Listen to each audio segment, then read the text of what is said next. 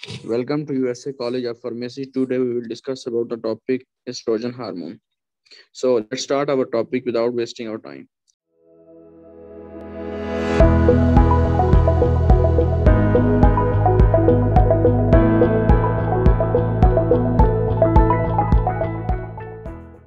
First of all introduction में कहता है कि estrogen is a female gender hormone. Estrogen जो है वो फीमेल जेंडर हार्मोन है।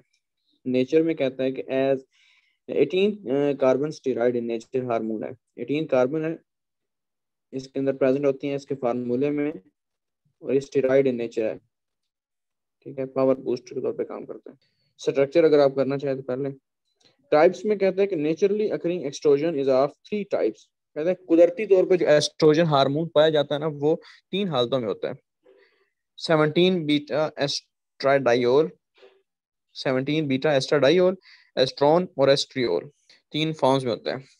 ये एमसीक्यूज आ सकता है कि naturally occurring estrogen is of 3 types. तो तीनों लिखकर आगे चौथा ऑप्शन ऑल ऑफ अबव भी लिख सकता है, तो फिर आपने ऑल ऑफ अबव पे क्लिक करना है। अच्छा, नेक्स्ट हमारे पास action of estrogen, effects on reproductive system. Female hormone है ना, सबसे पहले इसका रिप्रोडक्टिव सिस्टम पे इफेक्ट होगा, वजाइना के ऊपर effect. Increases the size of vagina, causes enlargement. ये एक्सटर्नल ओपनिंग को, फीमेल रिप्रोडक्टिव सिस्टम में एक्सटर्नल ओपनिंग को हम क्या बोलते हैं? वजाइना बोलते हैं। Causes enlargement of musculature of walls of vagina. Size increase कर रहा है, तो साइज कैसे इंक्रीज करेगा? वजाइना की वाल्स में मसल्स प्रेजेंट हैं, तो उन मसल्स की एनलार्जमेंट करेगा तो ऑटोमेटिकली साइज इंक्रीज जाएगा। Changes the simple cuboidal epithelium. Epithelium क्या होती है? Skin structure. आपने टिश्यू के अंदर पढ़ा होगा, simple tissue, cuboidal tissue, stratified tissue. अगर एक बिल्कुल लेयर हो सेलों की तो उसको हम सिंपल टिश्यू बोलते हैं, सिंपल स्किन। अगर उसकी डिफरेंट लेयर्स हो तो उसको हम क्या बोलते हैं? Stratified, different types of cells की लेयर्स।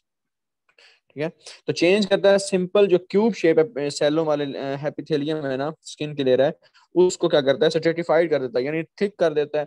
सिंपल से कॉम्प्लेक्स करता है, यानी स्ट्रेटिफाइड करता है। उसके अंदर डिफरेंट सेलों की डिफरेंट लेयर्स बना देता है। ठीक है, विच इज मोर रेजिस्टेंट। अब वो डिफरेंट सेलों की डिफरेंट लेयर्स होंगी ना, ढेर सारी लेयर्स होंगी, ठीक हो जाएगी एक तो स्किन जो है एपिथेलियम, और वो क्या होगी? मोर रेजिस्टेंट होगी। किससे? ट्रोमा और इन्फेक्शन से। Increases the deposition of glycogen. अब देखो ना, उसकी साइज भी इंक्रीज कर रहा है, मसल इंक्रीज कर रहा है, जाहिर बात है डिपोजिशन ऑफ ग्लाइकोजन भी इंक्रीज करेगा, डिपॉजिट करवाएगा ग्लाइकोजन को, क्योंकि आपको पता है ना, ग्लाइकोजन ग्लूकोज को in the form of glycogen store किया जाता है मसल्स के अंदर। ठीक है, तो the vaginal pH become more acidic.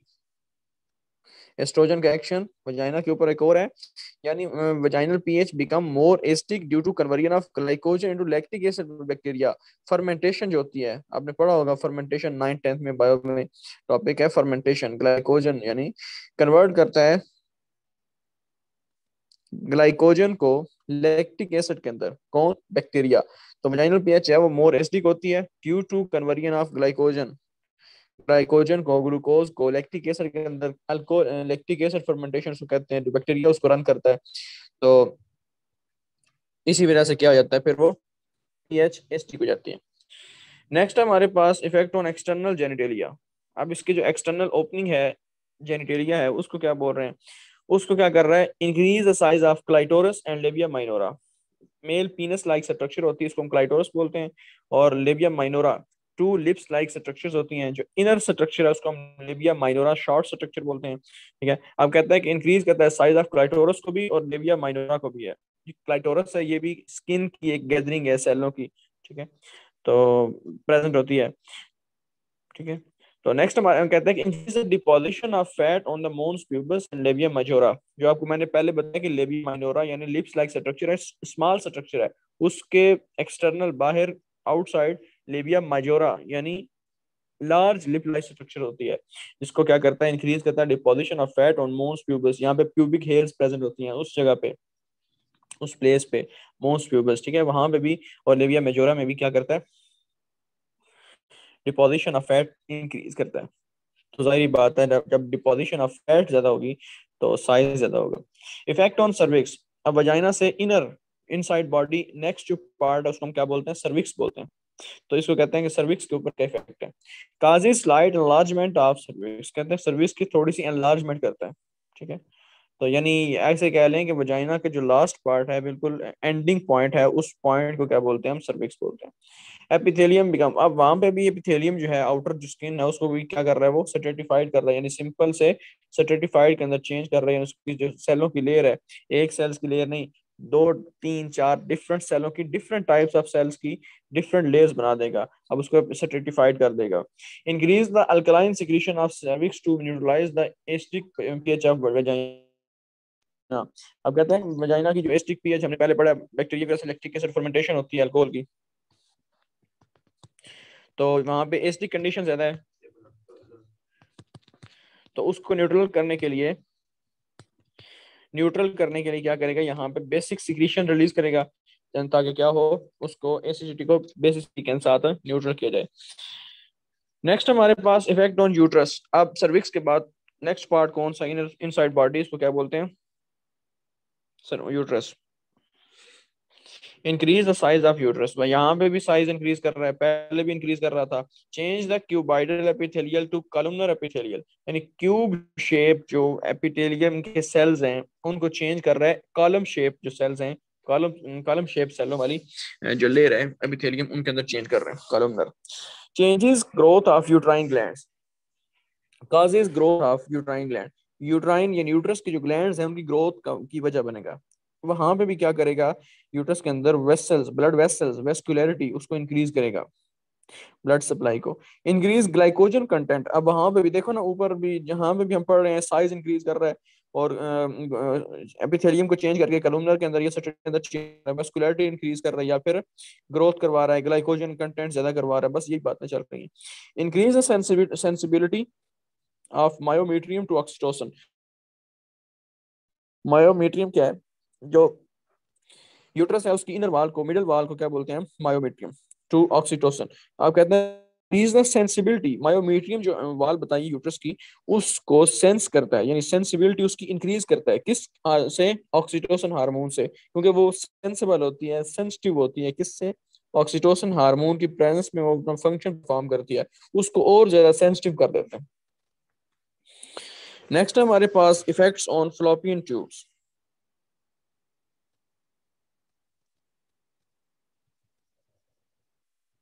Next, effects on fallopian tubes causes the proliferation of glandular tissue, proliferation, cell division, cell differentiation। तो फ्लोपियन ट्यूब क्या है, यूट्रस के बाद जो हमारे पास ओवरीज हैं उनकी तरफ जो ट्यूब्स जाती हैं एग्स लेने के लिए, ठीक है, एग्स की ट्रांसपोर्टेशन के लिए, उसको क्या बोल रहे हैं, फ्लोपियन ट्यूब बोलते हैं। तो causes the proliferation of glandular tissue, अब इनके अंदर डिफरेंट ग्लैंड्स हैं जो सिक्रीशन काज करते हैं, डिफरेंट ग्लैंड्स किसके लिए सिक्रीशन काज करते हैं, एक तो जो हमारे पास एग्स होते हैं उनकी मूवमेंट के लिए, ग्लाइडिंग मूवमेंट्स के लिए, और उनकी न्यूट्रिशन के लिए। काज द प्रोलिफरेशन, अब उन ग्लैंडुलर जो टिश्यू हैं उनकी प्रोलिफरेशन, सेल डिवीजन की वजह बनता है ये hormone. Increases the number and activity of ciliated epithelial cells, cilia, जिस तरह सीलिया परमिशियम, बीमा परमिशियम के ऊपर सीलिया होते हैं, या फिर हेयर लाइक, जिस तरह आपने पढ़ा होगा, हमारे पास जो स्मॉल इंटेस्टाइन है उसमें जो इंटेस्टाइनल विलाई होती है, हेयर लाइक स्ट्रक्चर्स होते हैं, बिल्कुल सेम इसी तरह। प्रोलिफरेशन ऑफ ग्लैंडुलर टिश्यू की बात करते हैं कि increase the number and activity of ciliated epithelial cells, जो सेल्स हैं एपिथेलियम के, अब उनके सेल्स कुछ सिलिएटेड होते हैं, सीलिया लाइक होते हैं स्ट्रक्चर, अब उनकी तादाद भी ज्यादा करता है और उनकी एक्टिविटी भी ज्यादा करता है। उनकी एक्टिविटी क्या होती है, ये क्या करते हैं, उनको जो एग्स हैं उनको ग्लाइडिंग मूवमेंट प्रोवाइड करते हैं, ठीक है, तो इनकी तादाद भी ज्यादा करता है और उनकी एक्टिविटी को भी ज्यादा करता है। हेल्प्स इन, कहाँ पे, फ्लोपियन ट्यूब के अंदर, ठीक है। Helps in fertilization by causing peristaltic contraction, एक तो वो ग्लाइडिंग मूवमेंट करवा रहा है, और दूसरी बात आगे से क्या कर रहा है, पेरिस्टाल्टिक जो कंट्रैक्शन है वो इंक्रीज कर रहा है।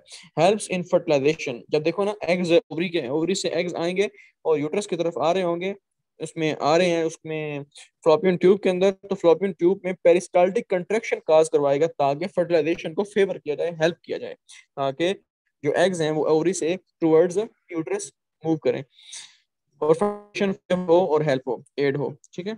नेक्स्ट हमारे पास इफेक्ट ऑन ओवरीज, अब ओवरीज तक बात आ गई, ठीक है, लास्ट पे स्ट्रक्चर है। Estrogen inhibits luteinizing hormone, follicle stimulating hormone. कहता है कि एस्ट्रोजन जो है वो इन दोनों हार्मोन की सिक्रीशन को इनहिबिट कर देता है, रोक देता है। कैसे? By negative feedback mechanism.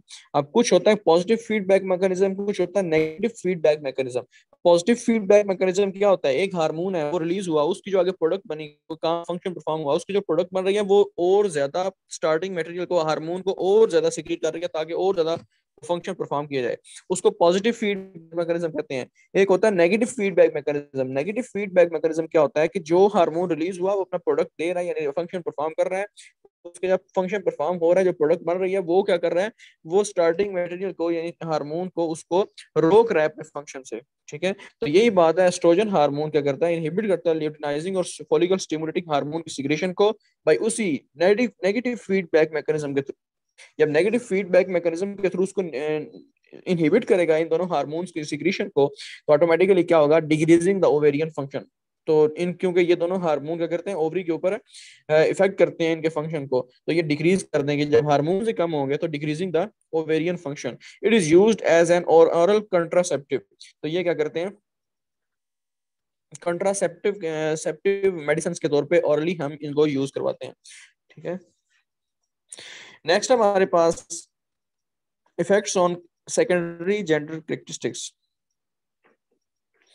Secondary characteristics में फीमेल हार्मोन है, इसलिए फीमेल हार्मोन्स के अंदर सबसे पहले इसका effect on breast, promote development of tubular duct system. तो जहां पे भी देखो ना, ऊपर हमने पढ़ा है, जो भी हाँ हमने इसके पढ़ा है, तो सेल डिवीजन कर रहा है, सिंपल एपिथेलियम को कॉलमनर या फिर स्ट्रेटिफाइड के अंदर चेंज कर रहा है, सेल प्रोलिफरेशन डिफरेंशिएशन कर रहा है। ठीक है, तो जाहिर बात है इसने क्या करना है? डेवलपमेंट करनी है या फिर थिकनेस काज करेगा। ठीक है, कहीं भी तो प्रमोट कर रहा है यहाँ पे भी ट्यूब्यूलर डेवलपमेंट, यानी ट्यूबुलर जो डक्ट सिस्टम है उसकी डेवलपमेंट को प्रमोट कर रहे हैं यहाँ पे भी। ठीक है, कौन से ट्यूबुलर डक्ट सिस्टम है? जो मिल्क इंजेक्शन के लिए काम करते हैं। ठीक है, synergistic with progesterone in stimulating the growth of lower alveolar portion of glands. अब जो ग्लैंड्स है, मेमोरी ग्लैंड्स हैं, ठीक है, उनकी लोअर एल्वियोलर जो पोर्शन है, ठीक है, उनकी ग्रोथ को स्टिमुलेट करेगा प्रोजेस्टेरॉन के साथ मिलके। Increases the deposition of fat. अब वहां पे क्या करेगा? फैट की डिपोजिशन को भी इंक्रीज करेगा। रिस्पॉन्सिबल होगा उसकी स्मूथ अपीयरेंस के। जब फैट ज्यादा डिपॉजिट होगी और जो सेल्स हैं, जो ग्लैंड्स हैं, उनका जो लोअर एल्वियोलर पोर्शन है उसकी ग्रोथ स्टिमुलेट होगी। ठीक है, डक्ट सिस्टम डेवलप होगा, तो जाहिर बात है उसकी रिस्पॉन्सिबल होगा किसके लिए? Smooth appearance. Effect on skin.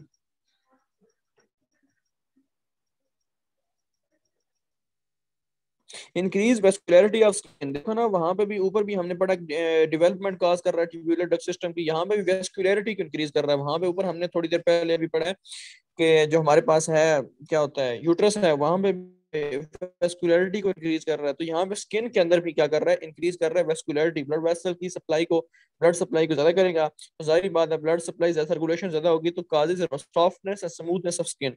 Smoothness और सॉफ्टनेस जो है स्किन की वो ज्यादा हो जाएगी, जाहिर बात है, जिस वक्त ब्लड सप्लाई ज्यादा होगी। This is why estrogen is used in cream, soap, oil for cosmetic purposes.